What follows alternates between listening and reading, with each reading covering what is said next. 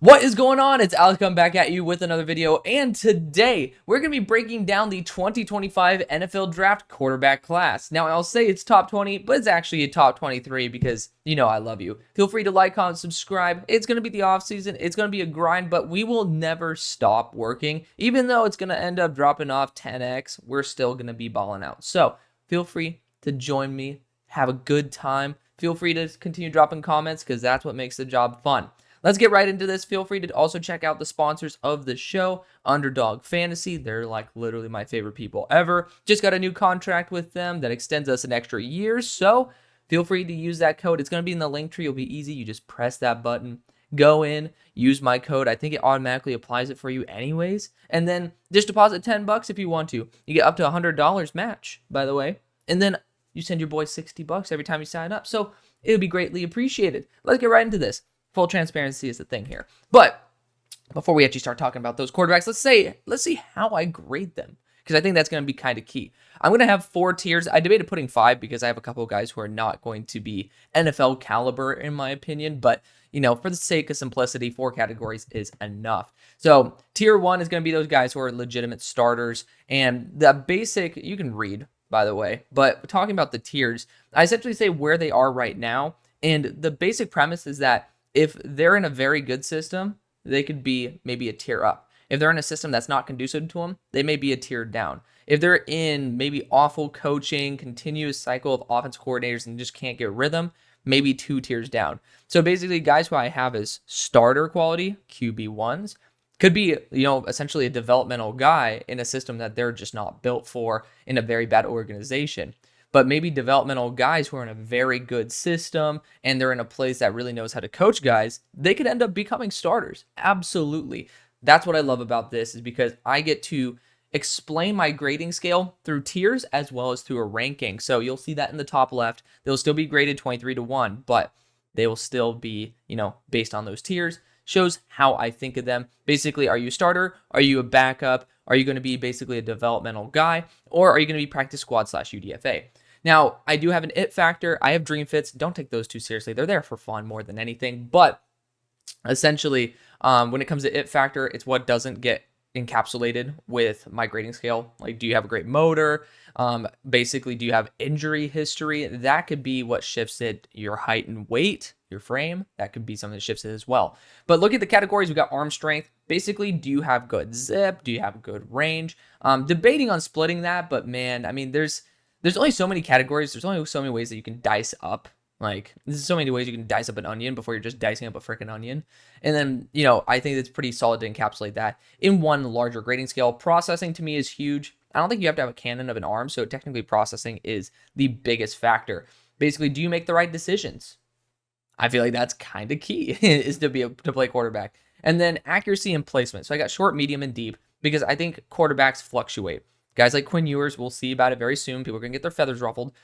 Can't throw the deep ball for shit, but he can definitely throw other passes, and he can do them well. So accuracy essentially is, if you ever did science, there's a difference between accuracy and precision. Accuracy is basically, do you throw a pretty damn catchable ball? Is it relatively in the range where it should be, right?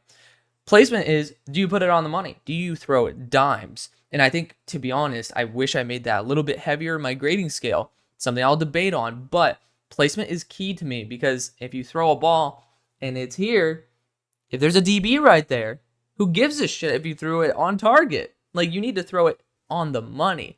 So there's definitely something right there. Mobility, basically, how athletic are you? Playmaking, how are you out of structure? When things break down, are you able to get out and make big plays? A lot of guys make their money doing this because in the NFL, you don't always keep an offense in rhythm because defenses are really good. You got to be able to make plays on your own.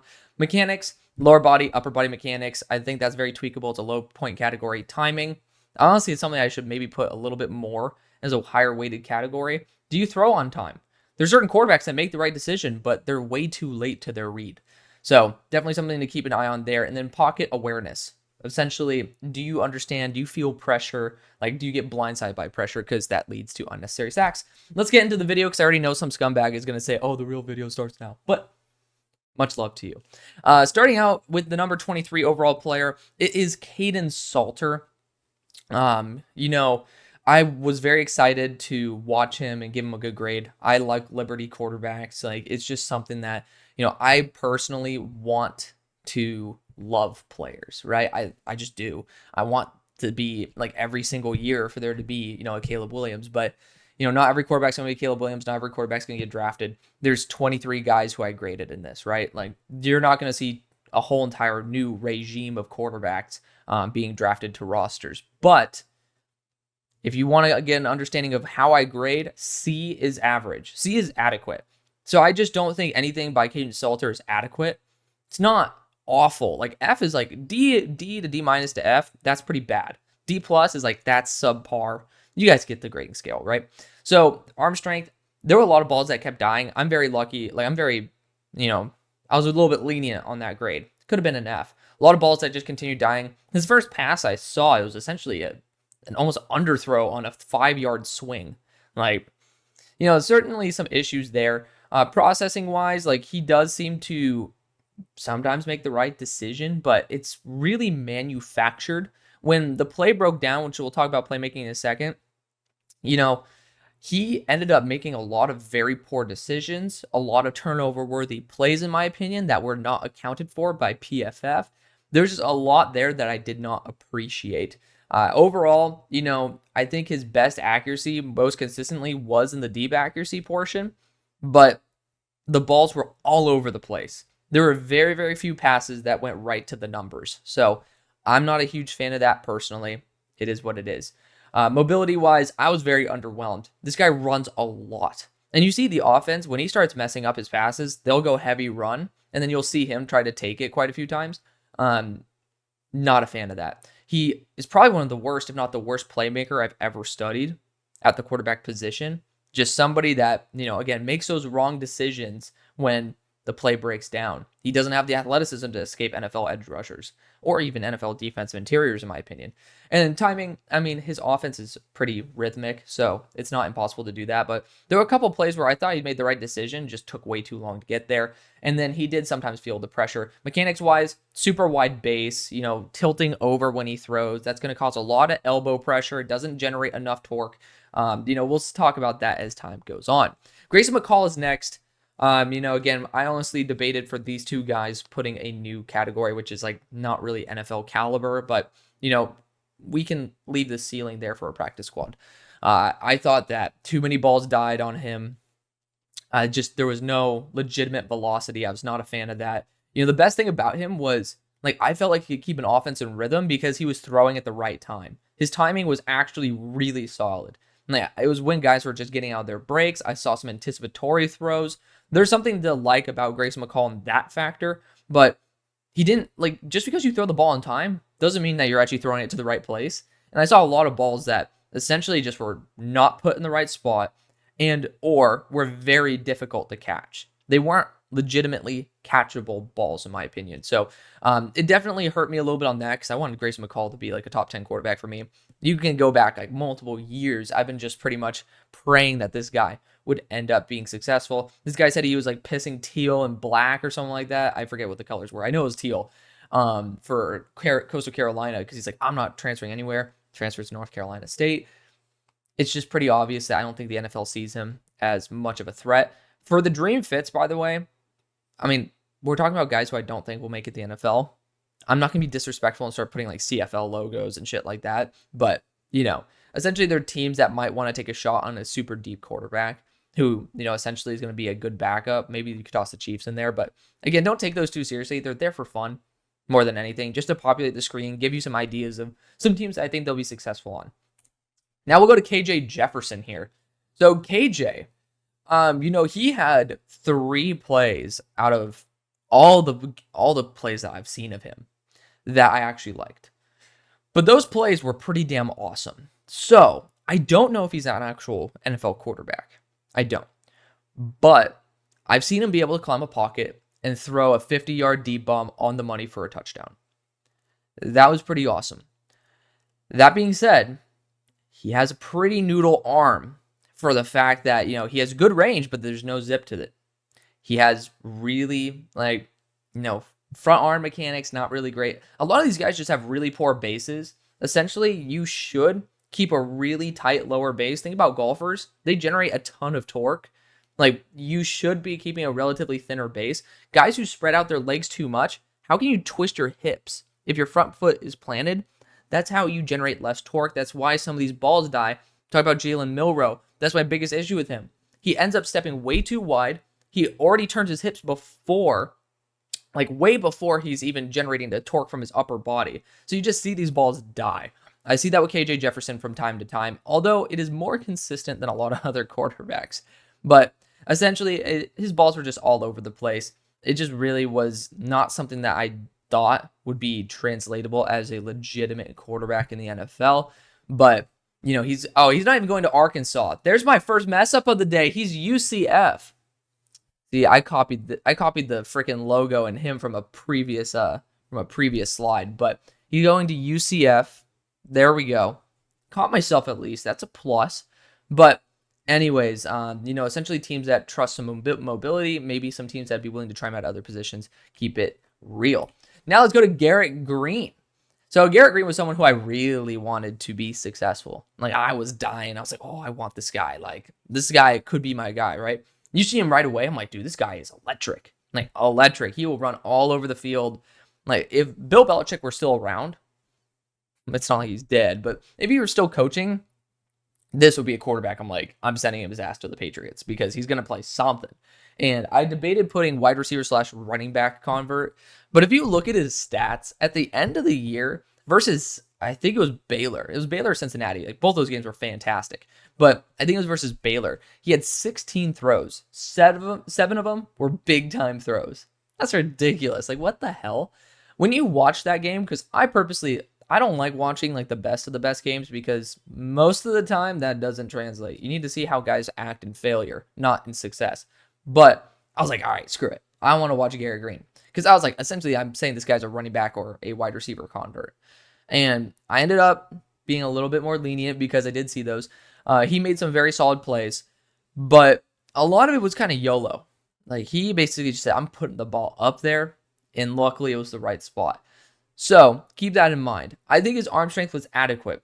A lot of balls that essentially had to be layered because he's also shorter, but they did essentially go their full arc within a relatively smaller range, or else he had to be able to yeet a ball for a relatively average range for a quarterback. A little bit worried about that. But his high-end play is still fantastic. This guy certainly can hit a deep ball. His first throw for me was actually a missed screen pass. Not a fan of that, but it was his first start. That was versus Penn State. His first throw as a starter ended up being a shank on a I think it was a tunnel screen. So not a fan of that, but putting that aside, you know, against these deep balls that he actually ended up having some really catchable balls.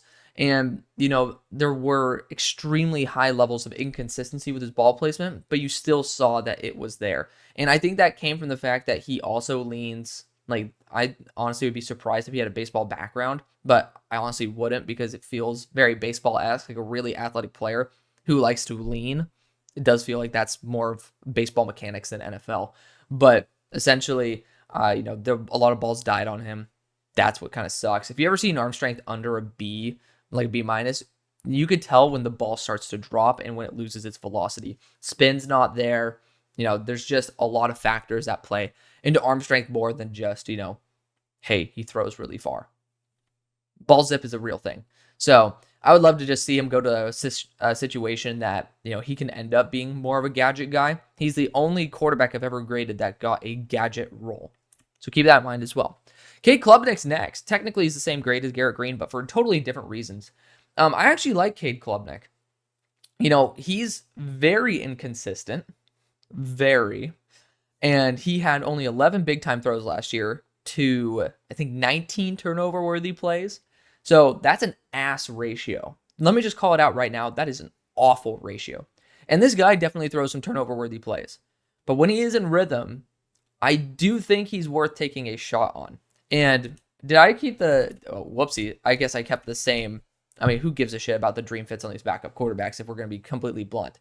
But Essentially, I mean, to be fair, they have very similar strengths and weaknesses. But Kadekumnick, there were quite a few balls that I actually thought were NFL translatable. There were some deep in routes that I liked. I mean, granted, I think he forced one and ended up being a pick. But, that was essentially his issue, is that he was a bit arrogant. And, that's something that I think is okay. Like, it's okay to be a little bit arrogant. But he doesn't have the zip to get it there for it to be arrogant. Like, you got to have some self-awareness. I don't think he really does. But he's a very good athlete. He is sub 200. That's why he got his -1 it factor. Like, if guys are sub 200, I'm going to give him a -1. I could have done that for Garrett Green because he's sub 6 foot, but who gives a damn? Who gives a damn? It's fun. But anyways, he's a talented quarterback, just, underwhelming statistically. And I'm excited to see if he can actually boost his game. But Kadekumnick, to me, he's going to be a latter half, or definitely a latter portion of day 3. Somebody who you could just bring on and test out if he can really make it work. Then we got Jackson Dart out of Ole Miss. This is what's going to ruffle some feathers. Right away, I was like, I'm going to do that. And then I graded like 5 quarterbacks that were worse than him. So there you go. Overall, I actually thought he was very underwhelming. Very underwhelming. The dude has a noodle arm. Don't try to defend it. Please watch the tape. Don't try to be a couch general manager. Shout out to that channel, by the way. They're the ones who usually post the Senior Bowl offensive line versus defensive line stuff. So shout out to that actual channel. But don't just try to be like, oh, I heard Jackson Dart's good from somebody else. You don't know what you're talking about. Watch the tape, dude. Watch the tape. You'll see the ball dies. The ball takes forever to get there. It takes well over 2 seconds to get 26 yards. I have it on my Twitter account, so you can go feel free to check out those clips. I don't play propaganda. But overall, Jackson Dart, he does have some very big positives, and I think he's a career backup, if not a developmental guy. But still, I think he is just pretty much a practice squad to backup type of guy. He has not great arm strength, not going to lean too well unless you go to a system that has been able to use that. I think that he has a lot of manufactured reads and a lot of forced ones as well, but not as bad as the guys that we talked about before. I really do like the fact that, deeper outs, deeper ins, like even seam shots to some degree in the medium range, they are actually really solid. So I appreciate that because that's a range of the field that's a little bit tougher to master because you are essentially trying to layer it between a linebacker and a safety. So there's definitely that there. Mechanically, this guy's almost perfect, though. I mean, you're talking about a really solid base. Ole Miss, they pretty much bring in all former baseball guys, too. So you don't have to have shitty mechanics if you're a baseball guy. And the thing I love is I saw this one play where I'm 99% sure he was scrambling to the right, essentially pointed his receiver to start going a little bit up, right? He started redirecting his receiver, and he layered it perfectly over the defender. Like, great play. Big fan of that. And I like that about him. He actually keeps his head on his shoulders when the play breaks down. That's a big plus for me. And, when you don't have great arm strength, and he's not the worst in terms of mobility. He's a solid mobile guy. I just didn't see him like genuinely shaking and baking. Like, watch Garrett Green versus this dude. You'll see the difference. But he essentially knows when and where to go. And he doesn't make stupid decisions while making those plays. That's a big plus for me. But I honestly think one of the worst combinations that you can have is timing and arm strength not being good. And that usually leads to inefficiencies. Now, a lot of Ole Miss's game is timed for the quarterback rather than the quarterback timing it for the best of the play. So I do have to push back a little bit on Jackson Dart, but solid frame. There's nothing that I don't think is captured in this. I also saw him take a massive hit where his helmet popped off. That's just stupid. Like, slide, bro. So got to keep that in mind as well. But it is what it is. Jackson Dart's a solid quarterback. He's just, do you think he's a top 32 quarterback in the world? I sure as hell hope that you don't. But some people have him as a top 5 quarterback in this class. Consensus-wise, I'm trying to find a way to fit like a consensus overall in here, like on the graphic. It's not working. because I obviously someone brought that idea up. I think that's fantastic to see where the consensus has him versus me. But essentially, you can just go to mockdraftdatabase.com and see the general consensus on there. Then we got Drew Allar, someone who I really, really want to succeed. But I have never seen a quarterback absolutely shank as many balls as Drew Allar. I said this on my Twitter. He can hit a stationary target almost perfectly. That's why I don't have an F on placement, by the way. For stationary targets, it's there. But if the target is moving more than 0.2 miles per hour, he's not throwing the ball right. And that's what really sucks. On the move, though, Drew Allar is accurate on the move. I don't get this. Essentially, if he's matching the speed of the receiver, so they're like 0 miles per hour net, maybe he could throw the ball to him. I'm praying to God that this guy succeeds. I want Drew Allar to succeed. You know that I love Penn State. So I think he makes the right decisions. I think he can throw on the run. And I think he has a great arm. There's something that's not working there, I think, mentally, for him to hit moving targets. And I am dying for that to change.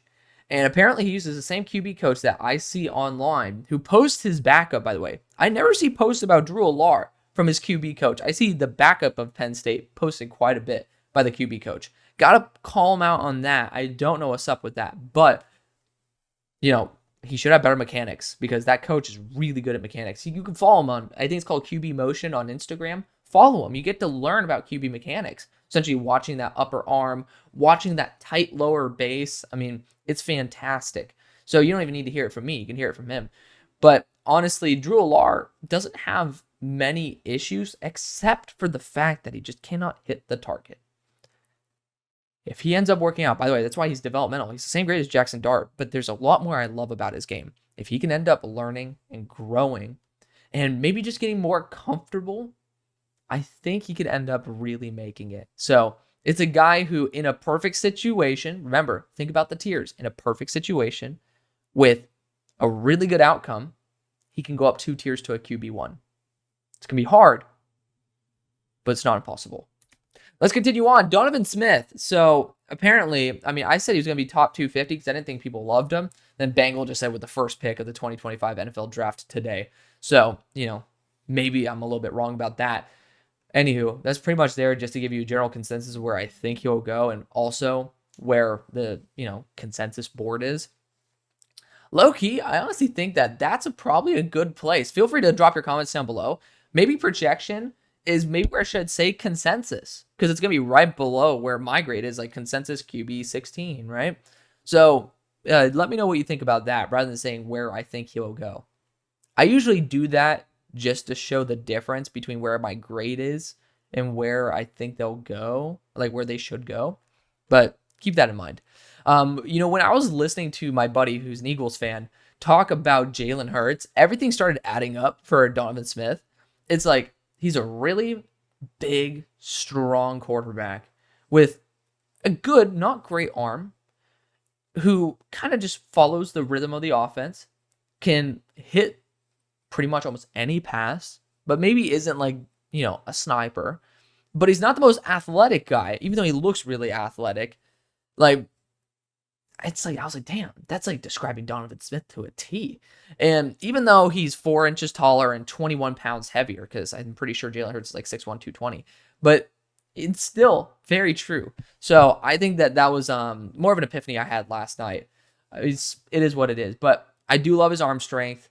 He's pretty much really solid all over the areas that you should be looking for. He's adequate in every area that you should be trying to target. And that's why I have him as a developmental quarterback, not a backup or a practice squad, right? Well, backup technically QB2 is a little bit higher grade than a developmental quarterback. Anyways, I don't think he's a QB2 just yet, but he needs to work on the rhythm, which Houston's offense, we got Mekhi Muse, who's going to be there. That's going to be baller. We have an interview with him that we'll be posting because that's what we do during summer is we post the interviews that didn't really have much effect on the draft. But, you know, essentially, this is going to be a really high-powered offense, and I think he could end up, like, Houston's a dark horse to try to push for the playoff this year. 12 teams, definitely within the realm of possibility, but overall, good athleticism, good arm strength. Well, solid athleticism, really good arm strength. Just, still working out the finer details of the game. So there's a lot to love about Donovan Smith, but I just don't think he's fully there yet. Could I see him ending up challenging for a first-round pick? Absolutely. But after you lose your left tackle, and even though that left tackle, in my opinion, wasn't that good, but no shade needs to be thrown at offensive linemen here, or at the Dolphins, because I really just put the Dolphins as a dream fit there to pair him back up with Patrick Paul. But I don't know how much better the Houston Cougars are going to be. Anyways, moving on to the next player, DJ Uiagalelei, now at Florida State, formerly at Clemson as well as Oregon State. Technically, those were actually cooler images than that. But anyways, he has really solid arm strength. He has crazy zip. I've seen him dirt balls, which means that he's not really the best in terms of consistent placement. Once it's past 15 yards, I don't trust him to throw an accurate ball. A lot of times it's outside the number, or like outside the line of scrimmage. Not the line of scrimmage, outside the boundary. What the hell do you call that? Out of bounds line? I mean, hell. It's early in the morning. But anyways, he has a strong arm. He can make the majority within 15 yards actually catchable, which is a big plus. He definitely is inconsistent, but has those balls that are just perfectly placed. So that's why it's like I'm leaning towards a B- in placement right there. Is like you do see that actually empirically like popping up on the tape. I don't think he's a great athlete. He's 6'4", 254. It doesn't really need to be. But the one thing I really don't like about him is when the offense, when the play doesn't go as expected, that's where he usually makes his biggest mistakes. I don't think he has the athleticism to get out in space. I don't really think he has the throw on the run ability, by the way. That was his worst plays. This guy would dirt on the run throws. I'm like, what the hell? You have the arm strength for it. So keep that in mind. Maybe not a system that loves to roll out their quarterbacks. Granted, I put the Steelers in there, which Arthur Smith does like to roll out his quarterback. So, and same thing, I guess the Rams do that shit too. Every team rolls out their quarterback at the end of the day. But, the Rams, I do feel like they would be, like, they're really good. Sean McVay being a quarterback guru, fixing up, essentially the stupid issues and being able to, get the most out of his quarterback. So I'm trying to limit. There's just not many teams. I should probably put like 2 dream fits because how many teams need a quarterback versus all the other positions. But DJ Uiagalelei definitely has potential. It's just, he's been on 3 teams in 3 years now, and it doesn't look great, but at least he's upgrading to Florida State. All right, now going on to Tyler Van Dyke, transferred to Wisconsin. Honestly, didn't really want to put this guy on this list. I was like, all right, screw it. After all the shenanigans that went on at Miami, I had this guy formerly as a top 3 quarterback a couple years ago. There's a lot of shit I didn't really like about Tyler Van Dyke, but end up rewatching his tape, and some of these throws are just nutty. I have it on my Twitter again. You can feel free to check it out. Like defender in the face, throwing if you're doing Pythagorean theorem here, probably like over 35 yards, layered on the money on the sideline, like ridiculous throws, but extremely inconsistent. Makes some stupid decisions and gets blindsided by not just blindside pressure, but even coming from the right tackle. I saw some issues with him just not knowing what's up, not climbing the pocket well, bailing too early. There's a lot of issues I saw with that, absolutely.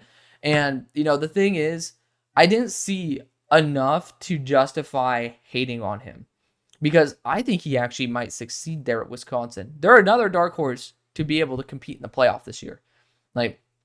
They have that other running back that I really do like, honestly, more than Braylon Allen, but, keep that between us. They always have good defense. They always have really good DBs. So, looking at it, they actually got an upgraded quarterback. I know that the Niners fans are going to get salty, be like, oh, no, we just got the quarterback from Wisconsin that is just so much better. No, he's not. No, he's not. I saw him at SMU. It's not better. Tyler Van Dyke's better. But Tyler Van Dyke essentially is Mac Jones with an arm. That's why I comped him a long time ago. It's what I'm going to comp him to now. But overall, essentially, I'm going to have him replace Mac Jones there on the Jaguars. That's going to be funny. But, he does have really, we're going to see that arm strength be empirical when he goes to Wisconsin. He's going to have to throw through the wind there. Now we're going to talk about Garrett Nussmeier. I like Garrett Nussmeier. The thing is, this is the portion where I'm starting to get to players that I like. Now, again, not going to be someone who has a cannon. Doesn't like, again, arm strength is not just how far can you throw. It is how fast can you get the ball from point A to point B, right? That definitely matters.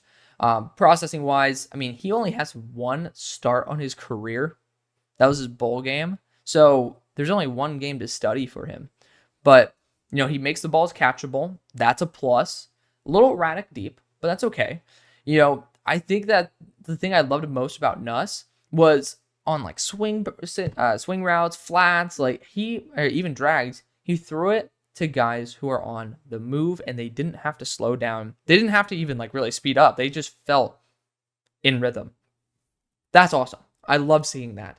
Not going to be a guy that you want on the move, obviously, but you know, since he's so young in terms of his collegiate career, in terms of the amount of starts he has, I give him a little slack on processing and, you know, playmaking. It's very difficult to process the whole field when essentially you've had like 100 throws before that.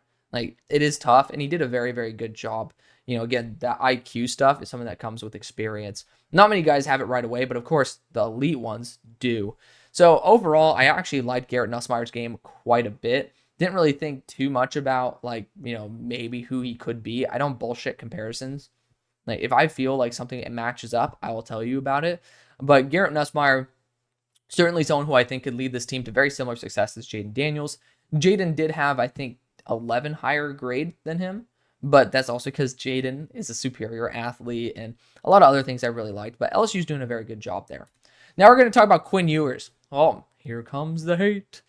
He's not a good athlete. So if you want to look at my categories that have a lot of points, playmaking, out of structure, basically, if you're not a system quarterback, then you'll do well. If you're only good because the system around you is good, I'm not going to grade you as well. I feel like that's pretty understandable. Processing's huge for me.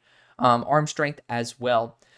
Quinn's arm strength just kind of deteriorated over his collegiate career. At the start, it was like, oh, he has a nice zip on the ball. All of a sudden, I'm seeing these balls die mid-air. I don't know what's up with that. I honestly don't.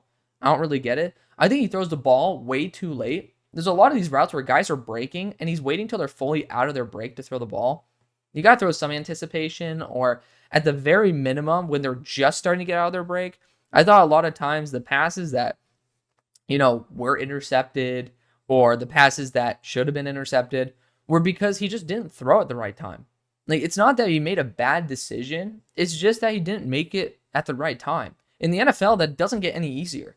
It gets much harder, in fact. So keep that in mind. You know, when the play breaks down, I did see him play hero ball. That's another big factor for me in playmaking is, are you going to do the right thing? You're going to throw the ball away when nothing's there? Or are you going to try to force it into, you know, maybe something that isn't even there? And he does, unfortunately, the latter.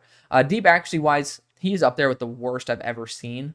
I mean, there's like one or two passes every like other week that he'll be able to hit past 20 yards. And the other passes are just atrocious, like genuinely atrocious. So, you know, something that I really don't appreciate about Quinn is that.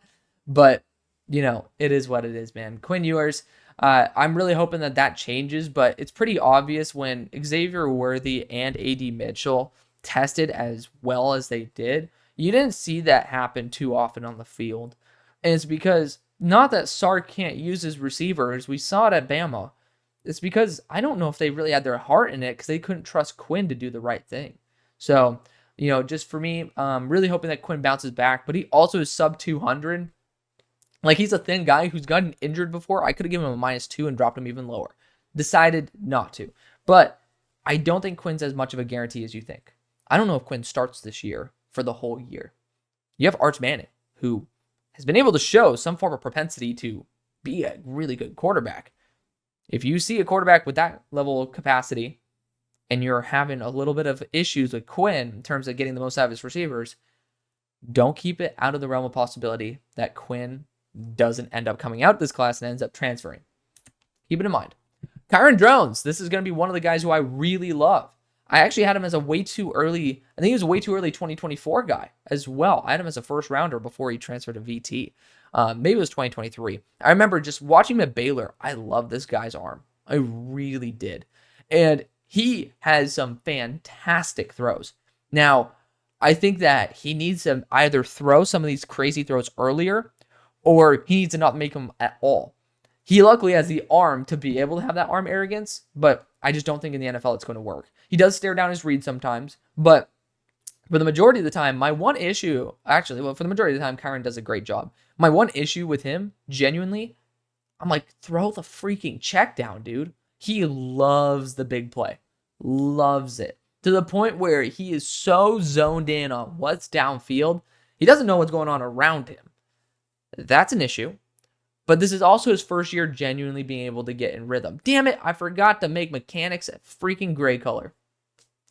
The things you see on this. But, Kyren, very inexperienced. Again, I thought he processed the majority of everything else well. Like, he made the right decision, like factoring out the drag routes and shit. So that's why I actually gave him an extra minus on the it factor, because I didn't think it reflected in the processing, because there's more than just whether you do a check down or a bigger throw in terms of processing. Like, he did make the right decision a lot of times. So there's a lot of upside to Kyren. I think he's fantastic. Again, a B arm strength is awesome. I'm talking about the average quarterback will have a C. So he is a plus arm. We're talking about if we need to go into the B plus, A minus, A range, these guys have super cannons. Those are talking about the Anthony Richardsons of the world, the Drew Lars of the world, who are so effortless in their throws. Kyren doesn't do that. He's really strong, but he's not on that tier. But mechanics is an F, again, super wide base. I think that's also why maybe his deep accuracy isn't great, because he just needs to get that leg under him, and then he'll be a little bit more on the money. So placement, when he's in rhythm, man, my God, when he is in rhythm, he is fantastic. A lot of these quarterbacks are. But, again, somebody who's going to be developmental, not exactly going to be a guaranteed QB2 coming into the league. Now you got Cam Ward at 10. Cam Ward's super fun to watch. Transferring to Miami, which, you guys know, I like Miami as well. Like, big U guy. I almost went there for college if they didn't give me just $374 of student aid. I'm not joking. Over 4 years. I was like, why even give it to me? But anyways, the U is one of the schools that I have a very big affinity for. Sean Taylor, he and Lawrence Taylor are my favorite players of all time. So I have a big affinity for the U. But Cam Ward, very similar to Malik Willis in his overall game, has a good cannon. I think he's very inconsistent with actually putting the ball on the money. I do see some dirted balls here and there. I do see some throws that I just do not understand. And the thing that really hurt me was there was this one play in the red zone. He bailed the pocket, scrambled left. There were two receivers, with two defenders in the area. One of his receivers started going north for the end zone, and the defender didn't see it. Malik realized it and threw it. It was a pick. And the reason it was a pick is because he threw it, a little too late. But more importantly, that was like quarter second too late. B, he couldn't layer it properly. And, that hurt me because it was a great decision, but he didn't have the capacity to make it happen. He ended up doing it later on a certain seam route. Again, I have this on my Twitter, so feel free to check it out. They're all 22 clips that you don't see anywhere else. But he then threw that one way too inside. I'm like, come on, dude, you gotta put it more on the money. So that's what I like. But besides that, he can keep an offense in rhythm. It was pretty much those plays as a sample size to display why I have placement as an issue, as well as sometimes processing. Like, you need to be self-aware of what you can do. But, Cam Ward, again, it's one of those guys where you're going to really need to work with him. But it's just like Malik Willis. The ceiling is there. Just the floor, you can't have a dude who's very excited to make turnover-worthy plays. And I think he is. Keep that in mind. Jalen Milroe's next. Get the pitchforks ready, everybody. I know. Jalen, this is the guy with the cannon. His lower mechanics are ass. I saw my buddy Bro Schmo. All love to him. And he watches the same guys that I do. So I don't really understand what the love is. Maybe upper body. He keeps his front shoulder tucked. Awesome. But I'm seeing this dude's feet like this when he's throwing a deep ball. There's a specific, there we go, deep ball to Jermaine Burton versus the Georgia game. If you watch his stance, the dude is straight up in like a Mexican standoff stance, throwing a deep ball, and it's hella underthrown because when your stance is that wide, you can't generate the right hip torque. You can't generate the upper body torque either. Can't get your hips through. And then you're leaving one leg off the ground. You can't generate all the power from the ground. And then he's stepping, and then he twists his hips, and then he throws like way later. And it's not a fluid movement. You still got to generate the torque by separating the hips and the upper body, true, but it's too much to the point where you lose that velocity, and that's why those balls are dying short. Keep that in mind.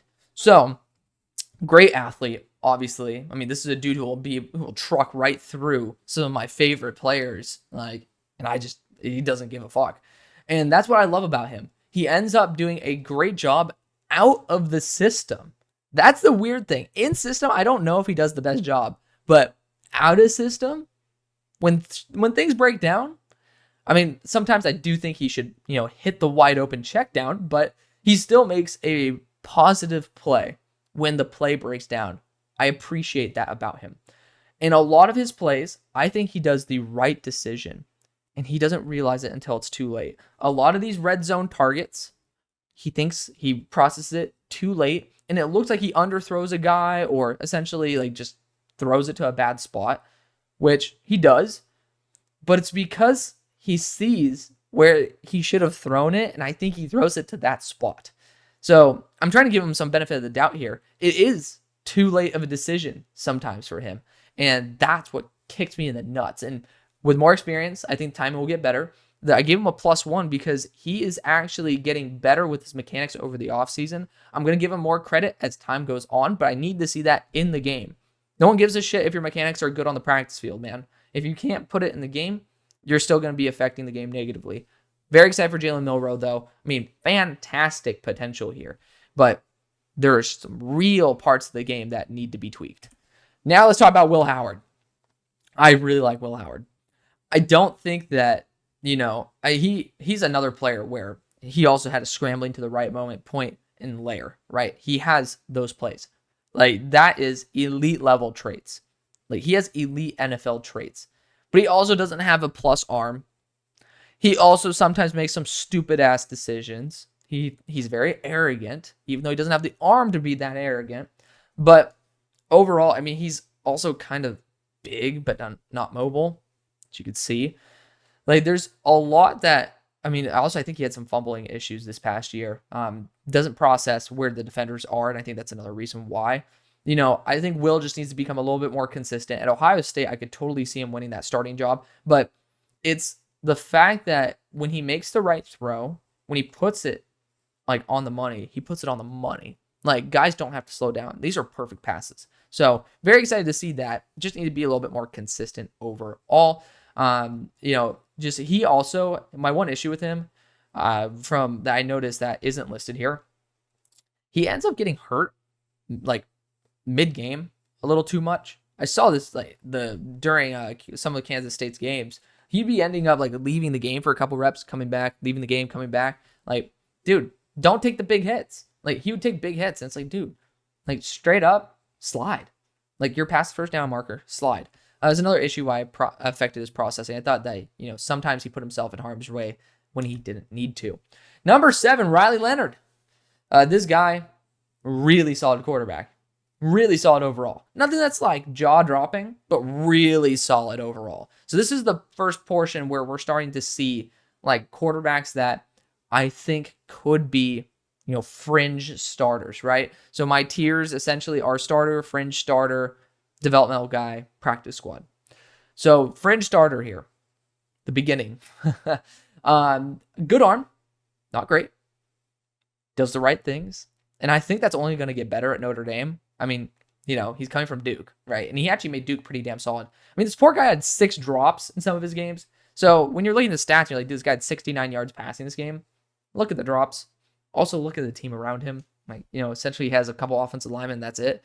So that's me giving excuses for quarterbacks. I don't do shit on that. But Riley, overall, still can put the ball on the money, keep an offense in rhythm. The only issue that I really see is, one, deep accuracy, spotty, as you can see. But when the play breaks down, I don't see him trusting his arm as much as he should. And sometimes he runs the ball when guys are open, doesn't make the right decision when he has to go out of structure. But he's still someone who I think could certainly be a fringe starter coming into the league. So teams that definitely need some fringe starters are listed there in the dream fits. But he has had injury issues in the past. Is what it is. Now let's talk about Conner Weigman. This guy's a beast.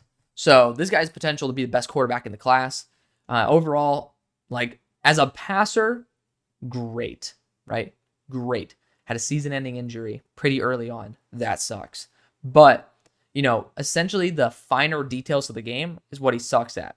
Super wide base, leaning hella over when he throws. Definitely seems like a baseball guy. At least he gets it to the target and puts it on the money, but also very arm arrogant. And there was just some weird inconsistencies where I'll see this guy throw a freaking rope 30 yards downfield. And I'm talking about a real rope. It's hitting the guy's hand with hella velocity. Could probably go another 10, 15 yards on a line. But then he'll have these balls that just die out of nowhere. And I think that comes from his mechanics on the move. He certainly needs to work on getting his hips through. So something that can easily boost his grade up right there. Timing is certainly a stat that comes with experience. And if you're experienced with poor timing, that's when it becomes a legitimate issue. But this guy is super high on Conner Weigman. The sky's the ceiling, man. I'm certainly excited to see him get back to it, get healthy, and be able to kick some ass. But I think this guy could easily be the best quarterback in the class. Now let's talk about Shedeur Sanders. I'm very, very, very lenient on putting his ass even on this list.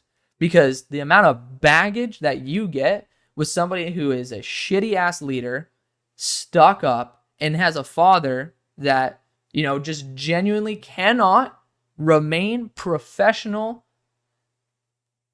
it can get to me. It can. And it gets to a lot of people. But that's why I gave him a 3-. Lucky his ass did not get a 10- on this.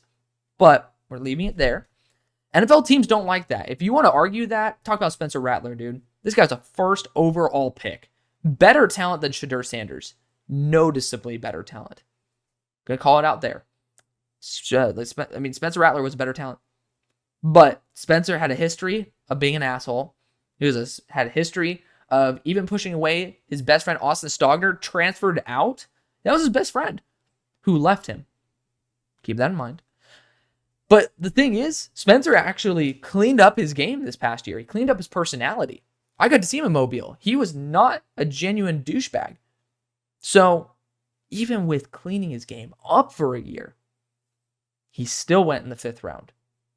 And that's not saying Spencer's a perfect player. By no means was he. But he's better talent than Shedeur. And I know there's going to be all those people, oh my God, you're just a hater, bro. You know what? Kiss my ass.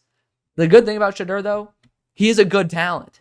He is. Doesn't have a strong arm. Again, those balls die off. Yeah, it is what it is. He also plays up in Colorado, by the way, in Denver, where the air is thinner. So his balls should be able to float a little bit longer in open air. So keep that in mind. But he makes the right decision, keeps the offense in rhythm. Granted, he also takes sacks to keep his completion percentage up. But he hits the targets, and he hits them well. I appreciate that.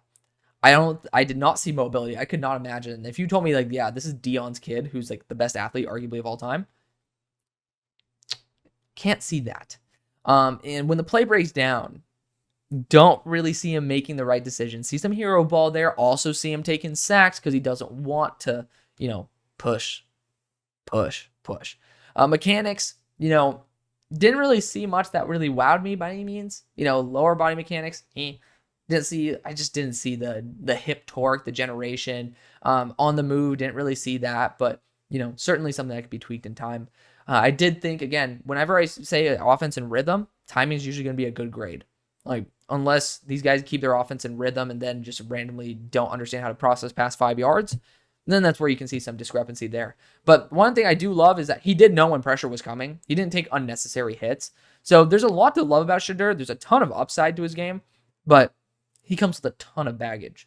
Would not be surprised to see him fall out of the draft. If we see Brennan Rice go to the 7th round, I mean, he was a round 3 guy at the very minimum. The people who hated his ass probably would have said he's a fringe 4th, maybe a 3rd round pick. He falls to the 7th. What do you think happens when this guy is going to be the leader of your multi-billion-dollar organization? Like, you know, as good a PR as Daddy Sanders can do, there's only so much you can do when you start putting out stuff on the internet for everybody to see. And if what we see is bad, what can't we see? Because NFL teams hired PIs and stuff to check that out. But let's talk about my number 4 quarterback. Let's end on a higher note, right? Noah Fafita. This is the short man's year, by the way. He plays just like Bryce Young does on the Panthers. Like, when you watch it, you feel like you're watching Bryce Young. Great placement. Like, I saw all these balls on the money. Apart from when he had to throw through some certain windows with his offensive lineman where he didn't get enough depth, that was where I saw some of the issues.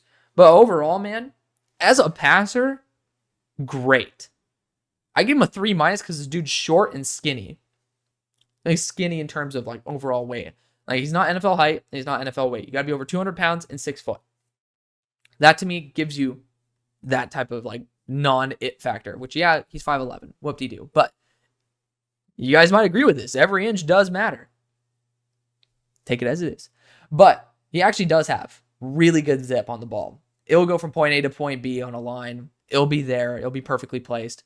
One of the best quarterbacks I've actually probably ever graded in terms of ball placement. So shout out to Noah Fafita. That's really tough to do. I don't like giving good grades out in placement, but he's a good athlete. You know, he definitely can shake and bake.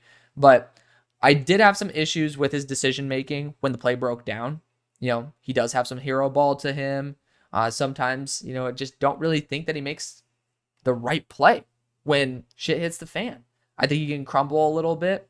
I think that sometimes he'll bail the pocket too early or run into pressure. That's an issue for me. And more importantly, he had to make really good throws to some throws that I think he should have just been able to make an easy throw to because he just didn't throw it at the right time. And it's very tough when you can't see over your offensive linemen. You have to see through them.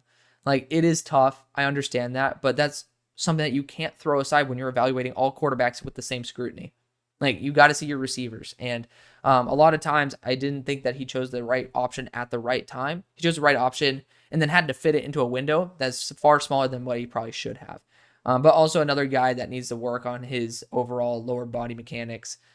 Also leans when he throws. Like, just, you know, you'll see these guys who are rotational athletes versus, you know, arm athletes. But tons of potential there. He would have been my number 3 quarterback in the class, if not number 2. No, he probably would have been my number 3. Yeah, looking at the grades, he would be my number 3 quarterback if it weren't for that size issue. Now let's talk about Carson Beck.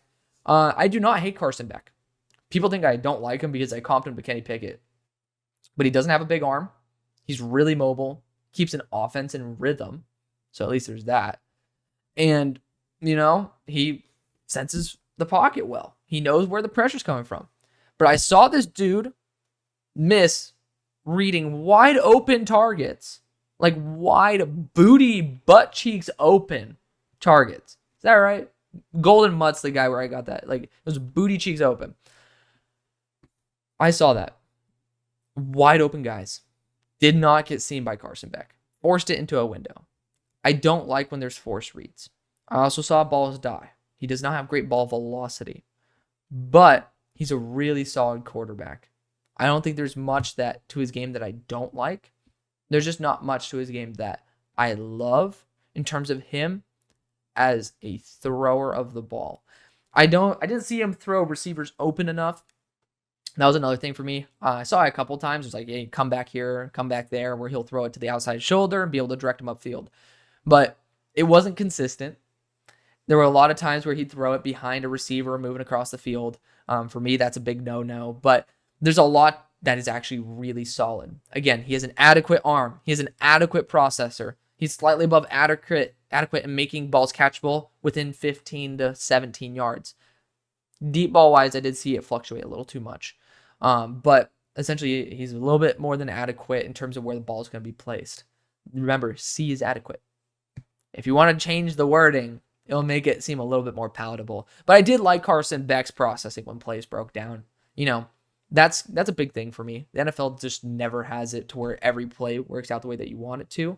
So that's why I grade it so highly. Now let's talk about my number 2, my actual starters at quarterback. Jaylen Daniels had a season-ending injury. That sucks. But this guy's a cannon. This guy is pretty damn mobile. You'll see the difference between him and Devin Neal. Oh, Devin Neal's a freaking beast. I fell in love with Devin Neal again. But again, with 15 yards, like within 15, this guy's on the money. Like, I don't see any passes that are genuinely not catchable. So great for him on that. Makes the right decision. I do think that, there are plays down the field, doesn't hit him. But I think he's been starting since he was 19 years old. I wrote his name down 4 years ago. Like, when I started the show, he is on one of my lists. So this is a guy I've been watching for a long time. When the play breaks down, makes the right decision. I love when he's scrambling and then he'll hit a guy on the move. Like, that's something I adore. And he puts it on the spot. I love that about him. I'm trying to remember why mechanically I don't love him. It's definitely lower body. Like, guys just do not have really solidified lower body mechanics. I don't know why. It would increase your throw range. Like, Michael Penix didn't have it either. Being in college for 6 years, didn't work on it.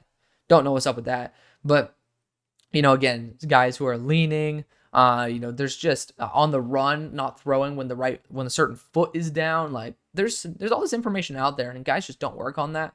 Is what it is, though. And I think that's also why his deep accuracy could fail. Because, he doesn't get his back foot under him, so it doesn't generate enough velocity. And then, he will... Oh, that's the one big thing. This dude goes and, ends up standing like this when he's throwing. Dude, you got... Keep your feet on the ground, right? Don't swing your foot. He swings his foot. That's why I hate his mechanics. Do not swing your foot. This is not soccer. This is not MLS. This is NFL type ball, all right? So, love Jaylen Daniels. But that's one thing that bugged the living hell out of me. And this guy could be an absolute starter in the NFL. I love it. Now let's talk about my number 1 player, Dillon Gabriel. Someone tweeted this at me. He's like, oh, is Dillon Gabriel going to be number 1? I'm like, ain't no fucking way. I'm like, nah, this guy's going to be a top 10. Damn it, Steelers logo. Why do you have to get in front of Pocket IQ? We're ending on that note. But he's above 200 pounds. That's why he's not -3. But 5'11" is a legitimate issue for me. And he does take some big hits. But this guy's a baller. He's a straight up baller, man. I've been loving this guy since he was at UCF, speaking of KJ Jefferson. But, this guy has crazy range for being 5'11". He has great zip. And the reason I say he's on sale Kyler is because his movement skills and his elusiveness